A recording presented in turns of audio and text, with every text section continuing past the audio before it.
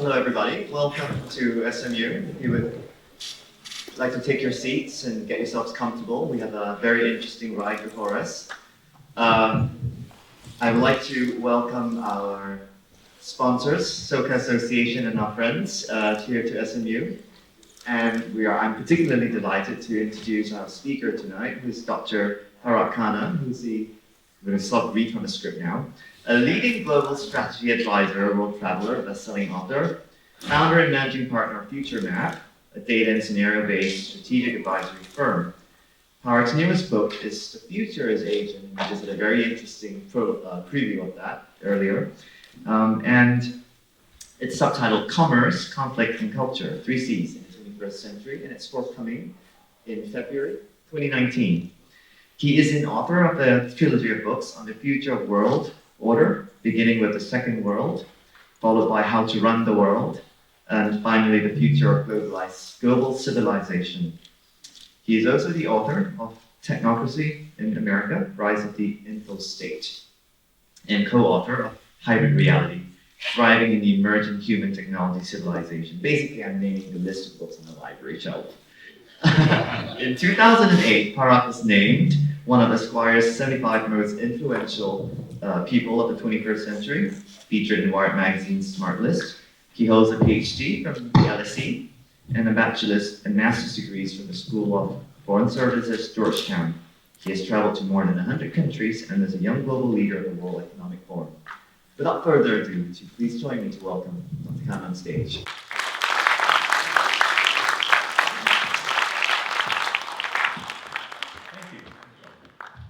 Good evening, everyone. Good evening. Thank you for being here on this rainy evening. I think it's a very cozy gathering, and I'm looking forward to our discussion together tonight. Thank you, Alvin, for that kind introduction.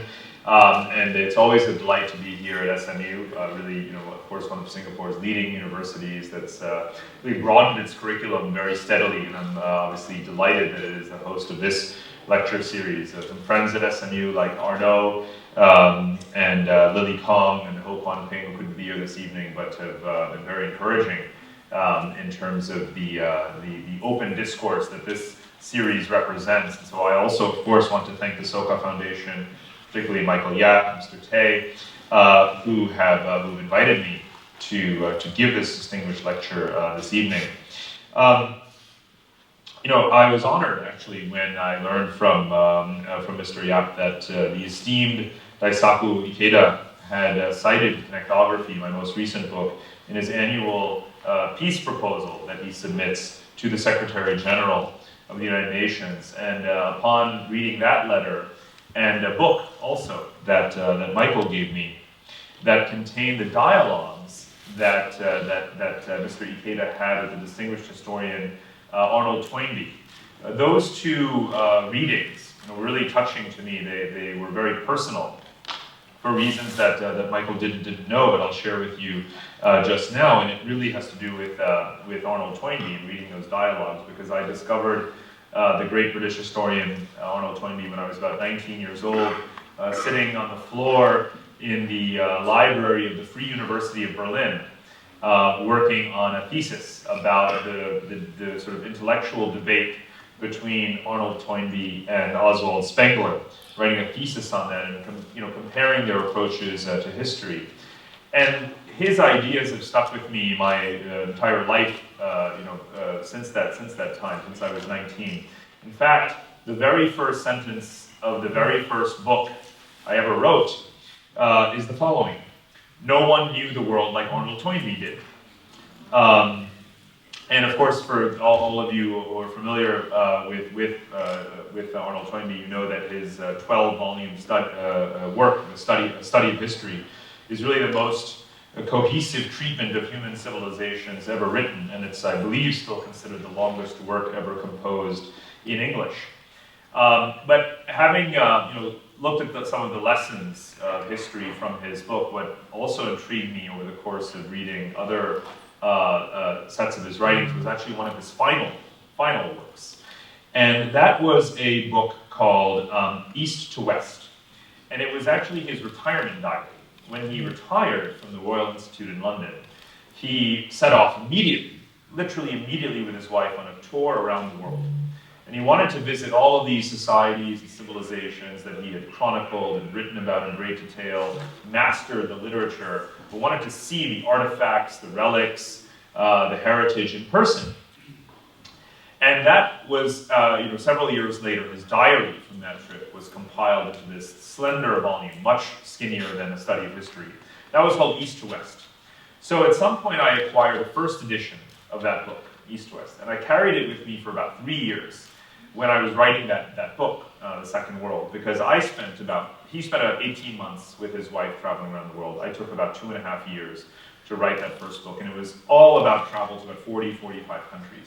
And he had been to so many of them that throughout that book, almost every other page, I take his reflections that were written 50 years earlier, and I contrast them with what I saw to that day. So, there's a real kindred spirit then with Mr. Ikeda and his very, very deep historical thinking and the resonance that has, and I certainly try to reflect in what I am writing about in my work. So let me get to the subject of the evening, this Latin phrase that I've invented despite not actually knowing Latin. We're Latin scholars and linguists trying to capture an expression to symbolize the ways in which I view cities dealing diplomatically with each other today, and the way in which, if there's a worldview that cities have towards each other that constitutes an evolutionary model of geopolitics, it would be what I call the Pax Urbanica, peace among cities. And I want to go back very, very far back in time to explain the way I see that evolution unfolding. So I'll begin here with this photo. The question at the top or the statement is where globalization began. Now, many of you are not familiar with the person who took this photograph. He's a gentleman named Paul Salopek. Raise your hand if you've heard of Paul Salopek. Well, my daughter is raising her hand because she knows him. Anyone else? So Paul Salopek is a National Geographic Fellow. About 5 years ago, he set off from this place. This is Ethiopia. And he set off to do something that no human being has ever, even to my knowledge, undertaken, and certainly not completed, and that is to walk around the entire world. And he's only about a third of the way through that enterprise. About a year ago, he WhatsApped me his GPS coordinates, and he happened to be somewhere in a remote part of, on some riverbed in northern Pakistan. So I flew there, and I got in the car, and I drove all the way up to meet him and spend some time with him. In a few weeks, he's actually going to be in a place very relevant to the Soka Foundation. He's going to be in Bodh Gaya in India. So over the last 1 year, he's crossed the Wagah border to India. He's been making his way across India, and I'm going to also go out and spend some time with him right there in Bodh Gaya. We've pledged to meet under the tree of enlightenment, actually. But it's taken him more than 5 years to get from Ethiopia on foot through the Middle East, through Central Asia, Afghanistan, Pakistan, leaving from Ethiopia. And this is where globalization began. This was where he took his very first steps to begin this trip, to retrace the exact patterns that we have archaeological and anthropological records of human migration out from Africa across the continent. So he's following the Asian trajectory. He'll make his way through China, Russia, over across the Bering Strait, through North America, down all the way till he reaches the southern tip of South America. Now, the reason I show you this picture is because right there is a little pile of stones. That's not the, about 100,000 years ago, this was the Stone Age, right? The only real technology that humans had was to just take elements and materials from nature and use them to build whatever infrastructures they could. And what people did, our great ancestors, right, early humans, did when they were wandering around was to just make little stone piles to mark where they were so that those coming behind could follow the path. That's it. That was what passed for infrastructure 100,000 years ago. So I use that as a point of departure because I want to contrast it with where we stand today. 100,000 years later, we've moved from a little pile of stones to this map. What is on this map? This is a map of what I call the global connectivity revolution. And it is a map that superimposes all of the physical international infrastructures that we have built. So on this map, you have every single highway, railway, bridge, tunnel, airport, and seaport. You have every oil and gas pipeline, electricity grid, and you have all of the world's submarine, fiber optic, internet cables. You can see those blue lines across the oceans. That's a very substantial amount of infrastructure. And the arc from little piles of stones to this is the 100,000-year story of connectivity. And it reveals so much about human nature. Because traditional political maps of the world, the kind that hang in every single classroom in this building, in every single office where many of you go every day, are maps that show you political boundaries. We consider it perfectly natural that we are born and raised in a world where humans have divided themselves into discrete political units, and that is the way things are. But this is also, but none of these lines are on your maps, not a single one of them. Even the total number of kilometers of the highways and railways and internet cables is more than 75 times longer than all the borders in the world put together. We teach our children and we are trained, raised from birth till death, to think that division is the natural order of things. And yet, I don't think that's true. I think it's equally fundamentally human to connect and to take whatever technologies at our disposal, again, from taking stones and making piles to making them into roads, to railways, to telegraph cables, to electricity grids, to internet cables, what every single possible tool that we invent for every single age, we use it not necessarily to divide, we use it much, much, much more to connect. And the past 75 years have witnessed a massive acceleration of this connectivity, the rise of industrial scale technologies of topographical engineering, the technologies, the infrastructures that we use to really pave the world. Cities are really our most visible physical, socio-political sort of infrastructure, right? Cities, as I'm going to show you, have really taken over the world in terms of how they represent human organization. But this is an example of that. So here in this map, again, I haven't yet brought in the political boundaries, right, in order to emphasize the role of what I view as more natural, fundamental human dynamics. One of them, again, is that whatever tools we have, we use to connect, not necessarily to divide. Secondly, it's our distribution around the world. One thing that's not surprising is that we are as human beings, as organic beings, we depend on water. So human beings tend to concentrate wherever possible near bodies of water, rivers or the coasts. This heat map shows you every single human being in the world. Every one of us is a pixel on this map. Yellow are the most dense areas, yellow and orange. Purple and black, the least dense. So of course you can see the world population concentrating in Asia. And I've superimposed these ovals. These ovals are the megacity clusters of the world. Megacity is not a term that existed really about 60 or 70 years ago.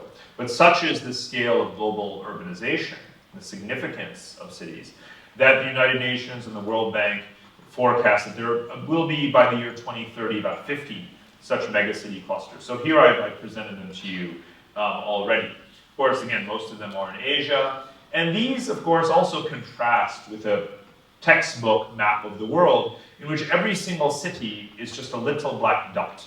Right? Singapore will be the same size as Vientiane, will be the same size as Chongqing. That's not the way the world actually looks at all today. If you actually map out the physical, urban, infrastructural geography, what I call functional geography, in fact that's a term borrowed from urban planning, you find that actually cities are vast archipelagos. Right? You can be flying over a city, look down and say, my goodness, the city just keeps on going. A place like a Jakarta or a Sao Paulo or a Lagos, Nigeria, right? That stretches again for tens of kilometers. So why does it look like just a little black dot? Because it's so much more than that. And as you know, more than half the world's population already lives in cities. That's rising towards 60% or more. Urbanization is, again, a manifestation of people's desire to connect, to be connected, to be amongst more people, to be at the location of markets for exchange and opportunity. to enjoy the higher quality of life, higher wages, medical care, education, all of those things. And in cities, of course, to participate in global value chains, supply chains, to be employed by them. Once you get to cities of this size, places like, well, actually I put Boston, DC there, that's Boston, New York, Washington. That's 80 million people, so nearly a quarter of America's population is concentrated in this one corridor of cities that represents more than 25% of America's GDP. So the West has very few such clusters, and as you know, if you take just one of those city clusters, so for example, the largest cities in the Western world would be Los Angeles, New York, London, Moscow. Their populations individually can be between 10 and 15 million people, whereas if you take the super city clusters of Asia, you can have 60 to 70 or 80 million people. So here you have the Pearl River Delta, what is now called the Greater Bay region of southern China, where the population is now across 60 million people. According to The Economist cover story from last year, they say that this has overtaken Tokyo as the largest city in the world. And of course, you may have noticed in the news last week that the Hong Kong, Shanghai, Macau bridge, the longest bridge in the world, has just opened. So we are building infrastructure to scale to link cities together into these very massive urban corridors. Now, for any one of these cities, take a Nairobi or New York or even a Moscow, London, Manila, what's interesting is to try and break them up economically. So for example, this is where connectivity comes in. If the GDP of a city such as New York is on the order of 250 or $300 billion, let's do a thought experiment. Can someone tell me the GDP of New York City, absent, stripping away, minusing the role of connectivity to other cities, to the rest of the world? Could you calculate what percentage of that, again, let's say $300 billion, doesn't in some way relate to the volume of airline travel and business travelers and tourists and students who come in? What about the financial markets and the foreign capital that comes in, right? What about all of the dimensions, the international supply chains, the goods and services produced from outside of New York City that are brought in? Could someone quantify that?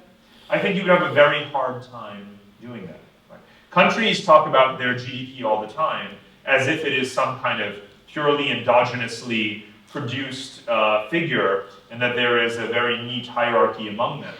And you can see with examples such as the trade war that's happening right now between the US and China, this sense that one can so easily disentangle two countries from one another and have it be a zero-sum game. I take away from China and bring to the US.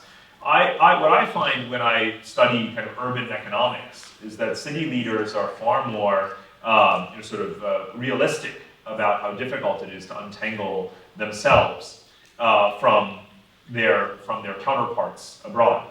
Instead, they have a very different view of cities in other countries. They may view them in some way as competing for business, but the way to get ahead in their business is to be as connected to other cities as possible.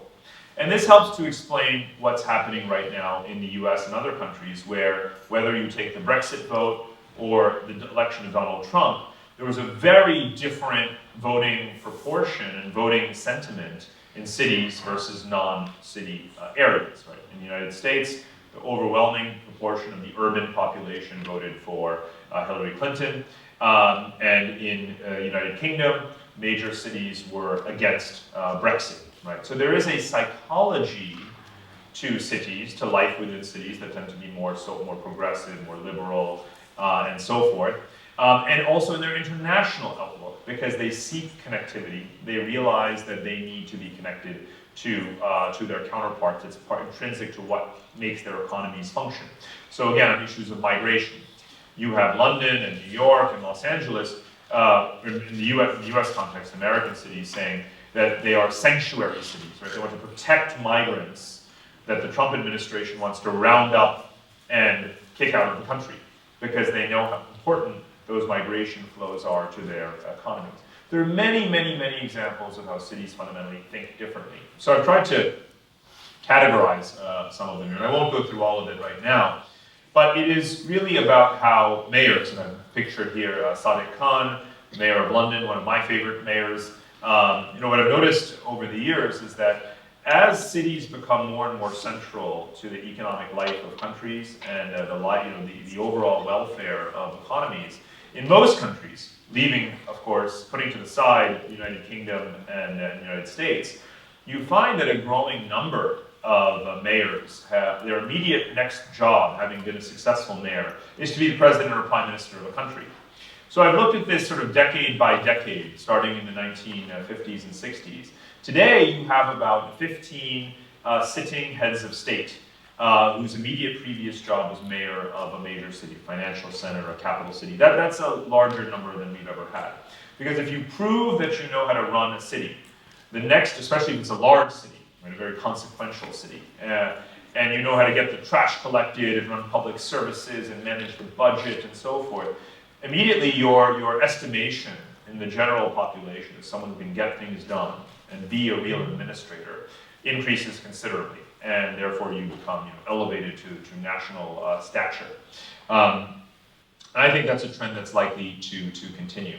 So I mentioned many of the kinds of progressive policies. Cities want to see more redistribution of tax income into public services, affordable housing. There are cities in America like Seattle, for example, that are becoming quite known for this. They want to have more renewable energy. They know exactly how dependent they are on the provision of food and water from outside of their city, and therefore they want to transform their economies to be more sustainable. So a lot of what counts for progress, if you will, in global issues today emerges from the urban space. And this brings me back, not 100,000 years to about let's say, 3,000, 4,000 years ago. Let me start with 7,000 years ago, because as a reminder that cities are older than countries, right? As I said before, cities are the longest lasting example we have of using the infrastructural tools we have to build physical, settlements. So we've had cities for about 7,000 years. We've had empires, you might say, for about 3,000 or 4,000 years. You could say dynasties 4,000 years ago. Empires really more 2,000 years ago, 2,500 years ago. Modern nation states, only about 350 years, right? So we live in a world where empires come and go. This is something that Arnold Toynbee documented better than anyone. Where nations, crumble. Nations or more nations crumble. Look at the Middle East today. Perfect example, because that's also where you have the oldest cities in the world. You have Cairo, you have Damascus, you have Baghdad, you have Istanbul. But Iraq barely exists. Syria barely exists. Modern Egypt is crumbling. Right? But the cities will always be there. Cities outlast empires and nations. They always have and they always will. And this is a sort of revelation, if you will. It's a factual statement, but it dawned upon me as an important insight into international relations when I was writing my doctoral thesis and looking at the evolution of diplomacy. And I expected to be looking at the relations among imperial systems and so forth, but the actual origins of diplomacy are relations, particularly commercial relations, among Mesopotamian city-states, because that's all there was at the time, right, in the Fertile Crescent, in the Mesopotamian, in the Tigris and Euphrates River Valley. So this is why I coined this term diplomacity, right, because actually diplomacy, which we have today have hardened as a belief is really between nation-states, is not at all historically about relations between nation-states. It's relations among cities. And so really the origins of diplomacy are diplomacity. And they're much broader than just political ties between sovereign units. They encompass all manner of interactions at the time, commercial, religious, and so forth, between cities. And as I said, I find that much of the progress in global issues today is emerging from the revival of this diplomacity. The C40 Initiative is a well-known and widely cited one. The C40 Initiative is the international climate initiative by which mayors are working to share best practices around how to have green buildings, reduce emissions, introduce electric cars and car sharing, all of the sorts of things that are helping to reduce carbon emissions, which of course cities lead in producing, and now they're taking the lead in reducing. So there are many examples of diplomacity happening today, and I try to cite a lot of those in my work because I find, again, where international politics, international diplomacy, such as in climate change and other areas, has reached a deadlock, we see so much progress emerging from the sharing of best practices between cities. So here are a few examples of that. You have a global network of learning cities that UNESCO has found. There's an institute called Leading Smart Cities, which is again about technology sharing. A Safer Cities network created by Habitat. The C40, one I mentioned earlier, the Rockefeller Foundation 100 Resilient Cities. All in all, there are more than 250 intercity learning networks today that are thriving. That is actually larger than the number, numerically larger, than the number of intergovernmental organizations today. You might actually say that in the actual substance of international ideas and policy discourse, there is as much or more diplomacy happening today than there is United Nations-centric intergovernmental diplomacy. Right? So the volume of diplomacy is back in a very, very big way. The number of these networks is expanding. And of course, it has so much to do with the ease of connectivity, the reduction of transaction costs, the opening of borders, the ease of communication, the openness of dialogue between any two counterparts that want to learn from each other. So I find cities learning from other cities by far the most robust area of global public policy compared to what has become a very stale international public sector when it comes to intergovernmental diplomacy today. I mentioned social progress and tolerance, and that's also, I think, a very important factor, and it correlates to the fact that unlike, again, our notions of the nation and nationalism being founded, even rooted and derived from, driven by the desire for ethnic purity, homogeneity, which is, of course, a European phenomenon that sits at the heart of the creation of modern nation states. Instead, what we see is that cities are melting pots. Right? Cities always want to have the best and the brightest from around the world. And that some of the largest cities, though not necessarily megacities, are places that are, again, welcoming people from all walks of life. They seek, talent irrespective of its origin. So here, what I'm showing you is the percentage of the foreign-born population of some of the major cities in the world. Dubai obviously stands out, right? 86. The reality is actually higher than 90%. They just don't want to admit it because it's such an incredible. Well, what you would think is an outlier in the sense that you have a very small native Emirati population. Majority of the population is immigrants, mostly from South Asia. But other cities are catching up, places that, again, are relatively rooted in the kind of national traditions, if you will, or at least homogenous immigrant traditions, like the United States or Canada. Toronto, it's nearly 50%, Los Angeles, nearly 40%. And again, these are very large, very, very populous cities that have such large foreign-born populations. Singapore, 43%, probably rising. Sydney, 30% or more. Now, I think what's remarkable about this list, it's not only just a statistic, right? These are also great cities. These are places where people want to live. These are cities that rank as, many of them, as amongst the most livable, most desirable cities in the world to be in. And that tells you something. There is this correlation between the openness of cities, the provision of this sort of liberal culture that becomes a self-fulfilling sort of positive prophecy. Now, the rebirth of sort of intercity diplomacy really tracks to, in a way, a revival of the Silk Roads today, to bring this to the Asian context.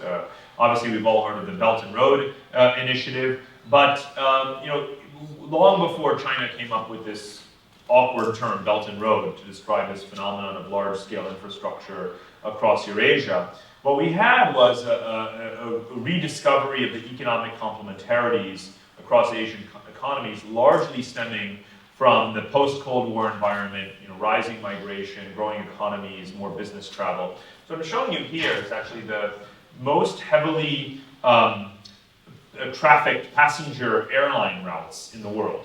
10 out of 10 are in the greater Asian space, concentrated either within the Persian Gulf and the cities like Dubai and India, or here in East Asia, where Singapore is the hub or a participant in 3 or 4 out of the 10 busiest airline passenger routes in East Asia. And now you increasingly have across Asia, not only the airline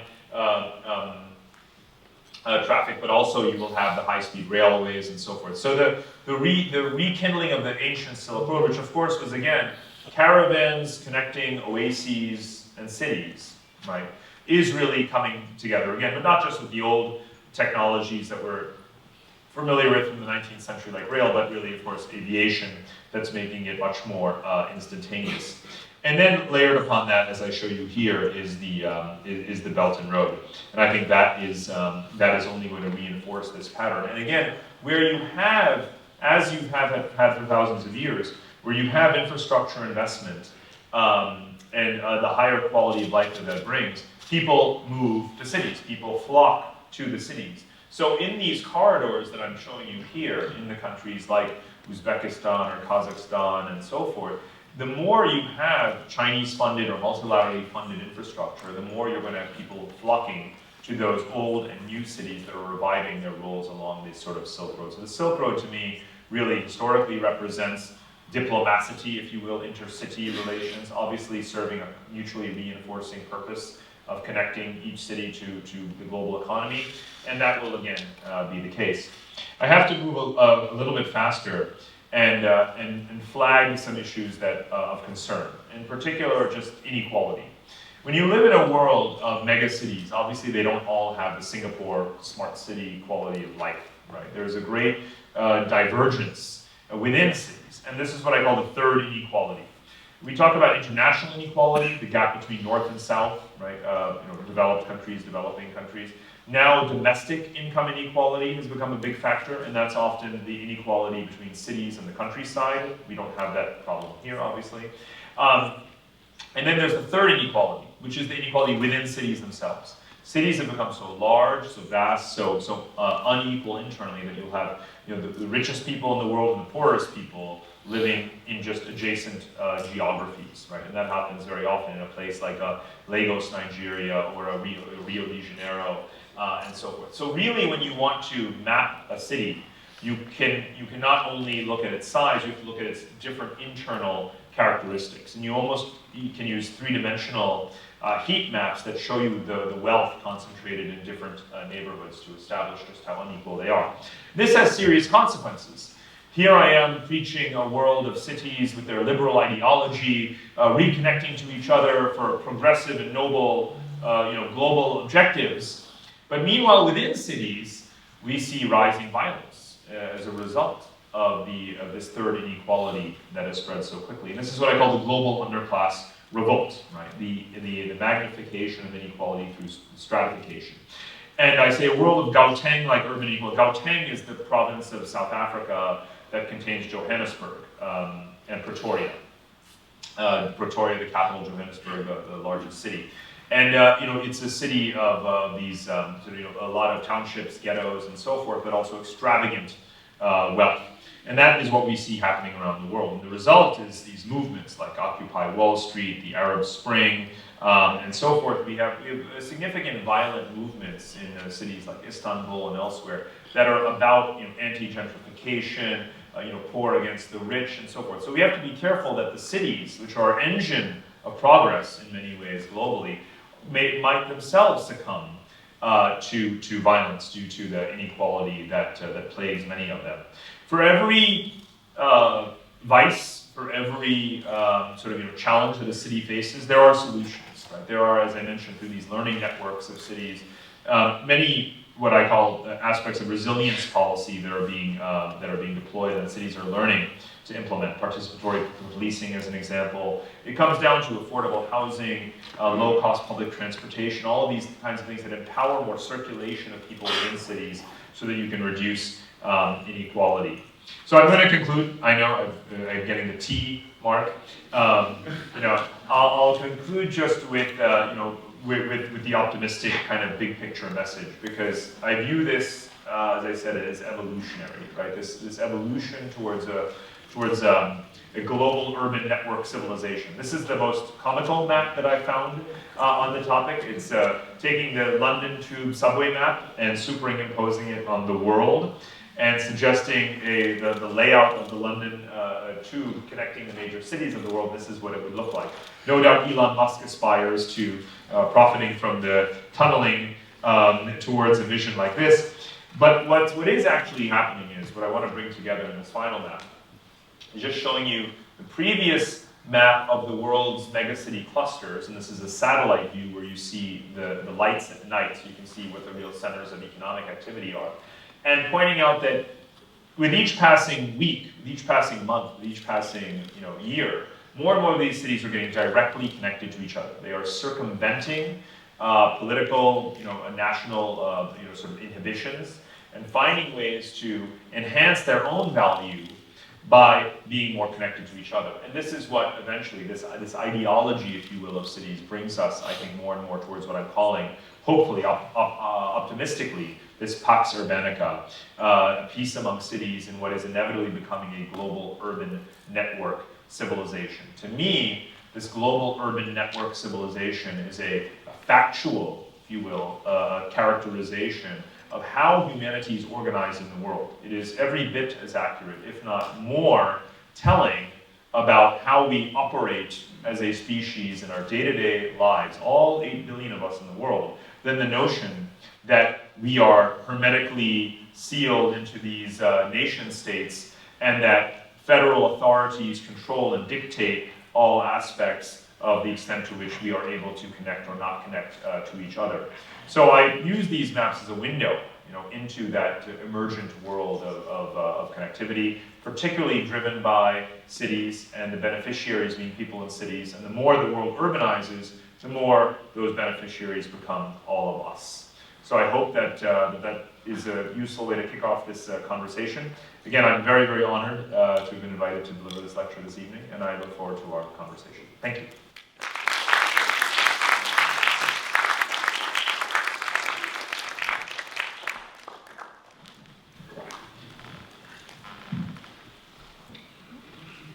We're here now at the Q&A session, part of the session.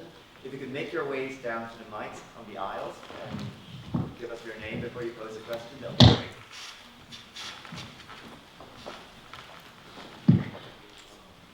You, sir. I may start. Thank you very much, Dr. Kanan. A few comments before I ask the question. 100,000 years ago, of course, they might have been in Ethiopia, and that, of course, is the way to go across to Asia and Europe. But certainly not where it started, so it certainly is not the origin.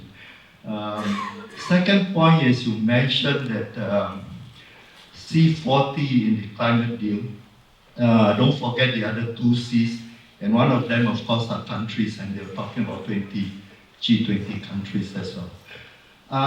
It may be a bit of a stretch to think that cities alone would be the cause of further evolution in the right direction, whether in climate or in the nuclear threat.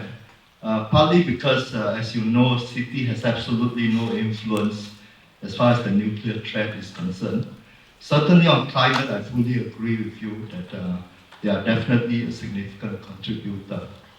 And these are the two existential threats, by the way. We can forget about aliens from Mars and the stray asteroid. So having said that, I feel that perhaps in your analysis, you should really consider a more systematic approach, or rather systemic approach, and consider how even the specialized UN agencies can contribute. I don't think we should dismiss them offhand, because they have already done a lot of the underground piping. You are fully aware of the examples. Even for aviation itself, you know how important ECO is. So I'd like to suggest, but coming to the issue of climate change, you see, you showed the vascular system, and we therefore have a carbon lock-in at the moment. How do you think cities can really help in this area? Thank you. That's a great question. Let me address a couple of your very interesting points. The first is around these thematic areas of global threats. The second being climate change, so we'll come back to that. On the nuclear threat, you know, the peace movement, anti-nuclear peace movement, starting from the 1950s onwards, you know, very much has been motivated, propelled actually by urban populations and mayors. And you can go back and look at that history and literature, especially Western European cities with progressive mayors and populations. And that's even before the spirit of 1968, you know, where you had a strong backlash against, you know, very strong, you know, sort of combative regimes. So I think it is important to recognize when you talk about the constraining role on weapons proliferation and so forth, cities and urban populations have played a critical role. Another is in the quiet diplomacy, you might say, with the high stakes diplomacy around existing military escalations. If you look at just the last 5-6 years, where there's been very high levels of tension in various episodes between China and Japan, China and India. Business leaders concentrated, of course, in financial capitals have been extremely important voices, and this is to some degree documented, as difficult as it is to verify, that you know, again, the business elites in cities have called up their political leaders and said, this escalation needs to stop. It's bad for our markets. It's certainly a threat to our physical safety and so on and so forth. So I wouldn't discount the role that cities and that the relationships between cities as a proxy, or as part of the globalization story, the important role that it's actually had in maintaining geopolitical stability today, actually. I think it's very, very important. Otherwise, I would imagine left to one's own devices, their own devices, we wouldn't be lucky as we have been in forestalling military conflict between powers. Now, on your point about climate, I don't want to be dismissive, actually, about United Nations agencies. I view them as part of a much larger global governance system of interlocking, overlapping, sometimes competing, very often, though, cooperating institutions at all levels, whether it's civil society, whether it's provincial, whether it is intergovernmental or supranational. You know, all levels are involved. I take an all hands on deck approach to global governance. And it is, in fact, UN Habitat, one of the least resourced UN agencies that I actually very frequently credit factually with having coined the phrase sustainable urbanization as far back as the early 1970s. So, you know, almost 50 years ago, there was a UN agency talking about the need for, in an urbanizing world, for the priority to be around using technology, policy, and so forth to make sure that cities were not going to be drivers of climate change and so forth. So I think the UN deserves a lot of credit for the thought leadership behind that principle. Now, on climate change in particular, I think that we've reached a point where we've had sort of peak normative diplomacy. You can only gather in Cancun and Copenhagen and Bali and Kyoto so many times to issue declarations restating the normative principle of a unified commitment towards reducing emissions. And you burn a lot of emissions in the process. A lot of people, a lot of private jets, a lot of Al Gores and Christine Lagarde's jet-setting around, to all these meetings simply to reinforce statements that they've been making for the last 40 years. So I have much, much less patience for the superficial notion that today's climate diplomacy is making a bigger contribution than the C40-like initiatives in which actual mitigation of cost, reduction of cost for technology transfer, again, green buildings, electric cars, whatever the case may be, I think that is where the action is in climate diplomacy. It's not in climate diplomacy at all, it's in climate action. And climate action is identifying with a heat map, if you will, very literally, those cities that are the largest carbon emitters and implementing as rapidly as possible the more sustainable practices and policies. And that is simply not done in these intergovernmental fora at all. And those fora are not needed at all anymore. They may have done their part to motivate and to raise awareness But today, if you want to reduce emissions from cities, you do it through these technical means, which is to say cities, industries, corporations, supply chains. That is, from 1 through 10, the way to go about doing it. So their cities are absolutely pivotal in what you have rightly identified as our true collective existential challenge. Hi, I'd like to introduce myself. I'm Samantha, a year 2 social science student. So personally, I found it very interesting that you picked the title Pax Urbanica because, of course, there's Pax Romana, Pax Britannica, and of course, like there's always like a dark side to these things. For instance, like the dark side of Pax Britannica was imperialism. In your case, thank you very much for actually highlighting how there might actually be certain cases of inequality being exacerbated by rising prominence of cities. I liked your slide where you actually gave a very comprehensive overview of the various measures that cities can take to reduce inequality within cities. But I would like to know more about what suggestions you have to actually reduce inequality that might take place on a global level. For instance, when regulations that protect cities end up pushing pollution to rural areas, or for instance, when like the exposure of rural economies to like globalization ends up pushing peasants into cities and slums, and they're being used as, for instance, very cheap labor by like, international corporations. Thanks.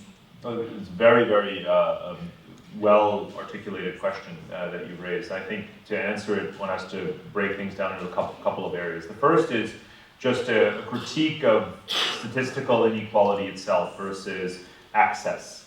I actually spoke about inequality a fair bit, but what I really believe is the area of focus should be access and establishing a baseline, an equal access baseline for residents of cities, because statistical inequality is particularly hard to reduce in an urban world, right, where you have financial globalization, extraordinary amounts of wealth creation, capital accumulation. It means that we will live in a world of very high statistical inequality. Singapore is obviously a very good example of it. There's a very large number of billionaires in this city. You introduce one Bill Gates-like figure into a city, and you have raised the statistical inequality in the city. You have not made everyone poorer, but you have raised inequality. So our main concern, really, especially when you think about the political implications in terms of physical violence and so forth, is really about mitigating the conditions of poverty and of lack of access to basic services, again, inadequate public or affordable housing, transportation, jobs, and so forth.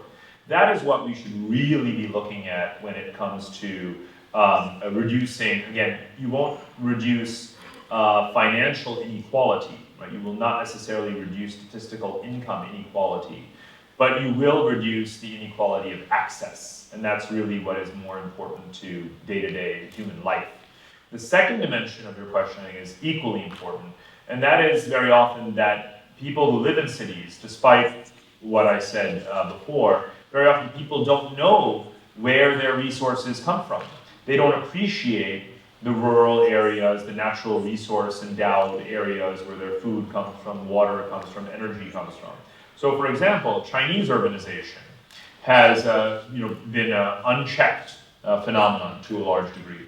In southern China, around Guangzhou, the city has expanded so much that it is cannibalized, it is eaten up, it is eviscerated the traditional areas where soy cultivation began 3,000, 4,000, 5,000 years ago. Now, this is important because China is the largest importer of soybeans in the world. They no longer produce even a fraction of what they need, and soybeans have become the mascot in the trade war between the US and China. Now, what if the urban planners of China were not thinking about the world as a one vast commodities pool in which commodities can seamlessly move around, and in fact there's a cost, a very large cost in greenhouse gas emissions to shipping soybeans from America, from Argentina, from Brazil to China? Would they have maybe said, wait a minute, sure we need to urbanize, sure we need to expand our cities, but let's not encroach on this precious farmland where we grow soy. And for the rest of us, especially in a city that imports all of its, almost all of its commodities, or even the residents of New York and so forth, do we understand the implications for the habitats of the Arctic, or for the Brazilian rainforest and so forth with our relentless material consumption. We don't. And it's partially because we don't map out those supply chains, right? We don't know or even care where things come from. But if we did, the relationship between the city and the non-city might be more mutually, it might be more amicable, if you will. I think people in rural areas would appreciate that when they vote for Brexit because they think that they are sticking it in the eye of London, that's not necessarily a good thing for them. And that the inequality that the financial inequality, the lack of redistribution of wealth and tax revenue, for example, that is hoarded by cities and not sufficiently circulated to underdeveloped areas like rural England, right? Maybe if there were more of that appreciation and redistribution, you wouldn't have had Brexit, right? If there was more investment from the urban into the non-urban. So I think that on both counts, your question is absolutely spot on. But again, it doesn't have to be in hindsight that we realize that things can be done about these very negative phenomena, right? We can see it happening all the time. We can absolutely predict what will happen. Today, when you have this gentrification and property values going through the roof in cities, how can you not foresee in any city in the world, again, whether it's San Francisco is going through this right now, how can they not realize that that it's going to have negative, political and social consequences, and to do something about it? And so I think it's incumbent upon cities, because the solution won't come from Washington, right? That the authorities in San Francisco, London, and elsewhere proactively take steps to improve degree of access to services for all of their residents. Thank you. Thank you for your very, very interesting lecture. I'm a PhD student from the US. I have a question. Some people argue that rural areas are becoming a hotbed of nationalism. Now that, as you have mentioned, more and more people are migrating into large cities, and some highly industrialized countries like Japan are facing the serious issue of depopulation in rural areas and inequality of accessibility between rural areas and urban areas are becoming more and more articulated. My question is that in the forthcoming year of Pax Urbanica, what's the role of a rural area? Will their role transform as urbanization progress? Thank you. Japan is an interesting case, of course, because it is a depopulating country. If you do a demographic map of the world's megacities, super cities, and their population size, Tokyo is the only one with a declining population. I have sought to look around the world at every example of de-urbanization, people voluntarily leaving cities, and there are quite a few. You have Chinese people moving out of Beijing because of the air pollution. You have people in America, moving towards second-tier cities, or even getting into agriculture to save to avoid the high cost of living in cities. You have Israelis moving back to kibbutzes, for the quality of life. But if you add up, of course, all the examples everywhere in the world of people voluntarily leaving cities, it is overcome by the number of, it is outweighed by the number of people moving into cities every probably 5 minutes, right? So clearly the trend is still towards urbanization worldwide, with almost no exceptions at all. And the future of the non-city, sort of picking up on what I said earlier, is in a world where of rising resource consumption, right? But at the same time, that consumption now having a cost. We increasingly now are able to price the externalities, right? The environmental impact that urbanization has in other areas. And I think the more we do that, the more we can start to quantify and therefore appreciate the value of these areas. Now, you can see many governments are doing this. I have a map in the back of Connectography that locates every single nature preserve, a large-scale national marine or forest preserve that governments have declared over the last 20 to 30 years. And it's particularly in the last 10 years that really remarkable wave. Even in developing countries, you can see this in Africa, you can certainly see it in South America, all across Europe for sure. There is a growing movement to protect these geographies. That's one example. The other is a massive tree replanting movement that is taking place all over the world. You can see this in China, in Pakistan, in the Amazon, in the United States. A huge, huge effort to do tree replant on the scale of hundreds of billions of trees that are being planted everywhere. So, I think that there is this environmental movement, right? The sustainability movement that now is truly universal, right? It's not to be thought of as something where there's a rich-poor country divide. It's simply a question of what are the local conditions to which local populations are responding. But there is a new sustainable psychology that will hopefully continue to advance the interests of protecting rural areas. Thank you, Park. We're coming now to the close of today's session, but before we do that, I wanted to invite Mr. Michael Yap up on stage. Did you have a question? All right, a quick one. Very quick one. Very quick one. Very interesting perspective of the world, I must say. I'm going to ask you a very pedestrian and very parochial question. But before I come to that, there's a very interesting trivia, because you mentioned New York City, right? Now, I'm not sure whether you're aware that in central Tokyo, the most prime real estate owned by Mitsubishi produces 1/4 the GDP of Japan, 1 trillion US a year. So that's one of the very interesting things about cities, which is not very visible, but people like you can see because you look at numbers, statistics, data, and all that, right? So what I want to ask you is that Singapore is possibly going through another transformation at the moment. Yeah? The first time we were in the mode of trade with us, then we changed it to trade through us. And that model doesn't work anymore for us. So we want to see whether we can engineer this place to be a platform that people can trade with us.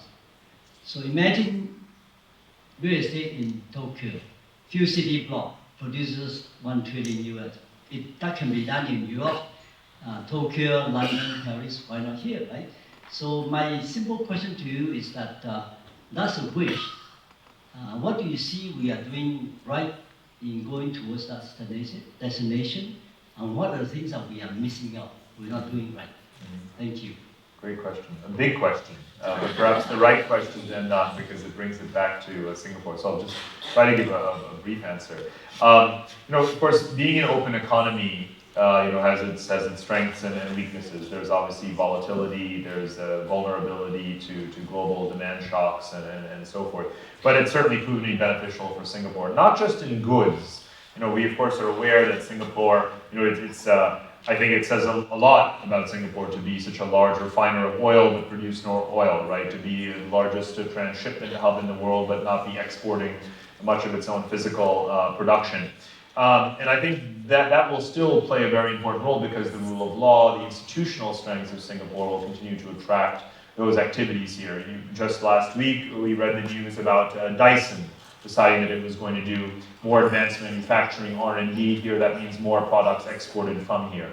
The whole sort of economy around 3D printing components and the repair and maintenance industries for all of Asia's infrastructure may well have Singapore as a hub, even though Singapore is not an infrastructure builder, but it's an infrastructure services provider. In fact, that is one of Singapore's most lucrative exports, of course, is exporting the management of infrastructures, whether it's sanitation and all of these things. So exporting the smart city model. But I want to direct your question towards the services industry because that's really where real value is created in the world economy. That is how one reaches the next stage of actual aggregate wealth in the city is not through more physical goods production, but more higher end services, financial services, consulting services, and so forth. And that's where I think Singapore can actually do more. we have our debate here, of course, an ongoing one about what the optimal population size of Singapore is going to be. Should we reach 6 billion, 7 billion, 7.9, a number that is etched into everyone's mind as a result of the white paper of 5 years ago, or not? But the truth is that there is a global population that can be served from anywhere, which is exactly the premise of your question. And there's a lot of things that Singapore can do in terms of offering the digital platform to the world. Access to its market, ability to register businesses here, to service Asian customers out of here, even without necessarily having a lot of people here. There are countries experimenting with this model, like Estonia. To some degree, the UAE is doing it. This is an area where I think Singapore can do more and profit a lot more from it, and create local jobs in the process, in the legal field, and business, and accounting, and software, and so forth. And it was one of the areas that we looked at in the Committee on the Future Economy, in the subcommittee that I served on, was this issue. It hasn't been taken up as one of the immediate flagship priorities for Singapore in the next couple of years. But that said, I think the more one appreciates the regulatory quality of Singapore, its institutions, vis-a-vis its neighbors, the opportunity will persist for quite some time to come for Singapore to exploit that market, and I hope that we do. Thank you. If you could please join me to welcome Mr. Michael Yap from Silver.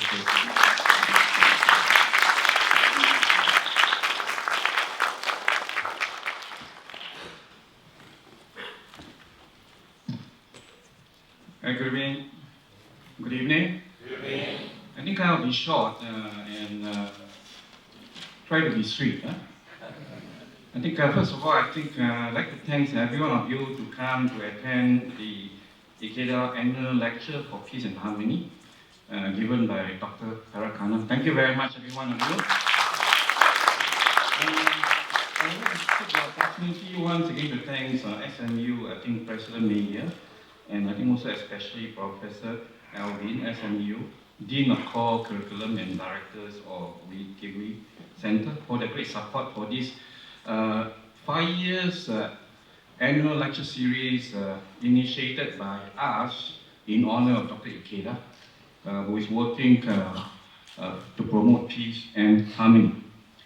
Now, I think with that, I would like to take this opportunity, basically thanks I think Dr. Parakana, for a wonderful lecture. Thank you very much, Dr. Parakana. And we have some certain ideas, basically, for both Prof. Alvin and also Dr. Parakana. Can we do it? And maybe take a photo.